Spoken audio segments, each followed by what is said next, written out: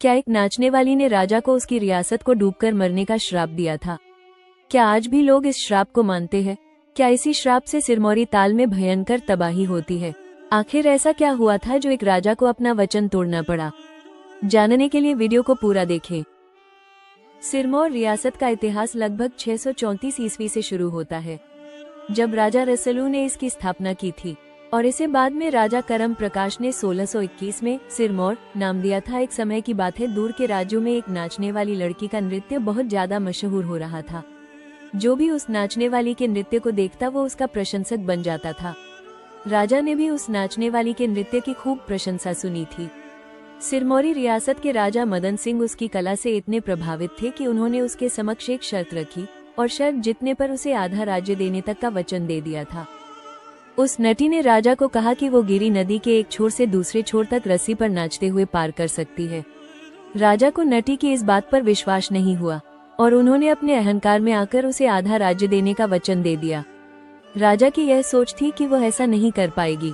उसके बाद उस नटी ने गिरी नदी के दोनों छोरों में रस्सी बांधी और नृत्य करते हुए नदी पार करना शुरू कर दिया।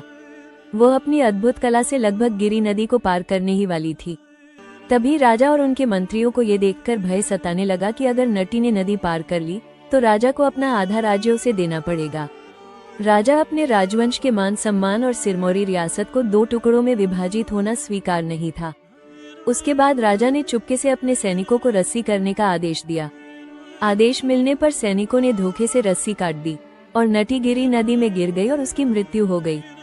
लेकिन मरने से पहले नटी ने सिरमौर रियासत को गर्क होने और राजवंश के नाश का शाप दिया।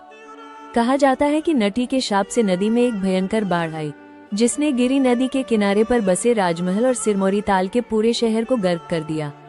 सिरमौरी ताल पूरी तरह उजड़ गया। यही वो रहस्य है जहां राजा ने राज्य के लोभ और अहंकार के कारण अपना वचन तोड़ा। शाप के कारण प्राचीन राजधानी का विध्वंस हो गया और राजवंश खत्म हो गया। बाद में जैसलमेर के राजा उग्रसेन को बुलाकर सिरमौर रियासत को फिर से स्थापित किया गया। दोस्तों, आपको हमारी ये जानकारी कैसी लगी?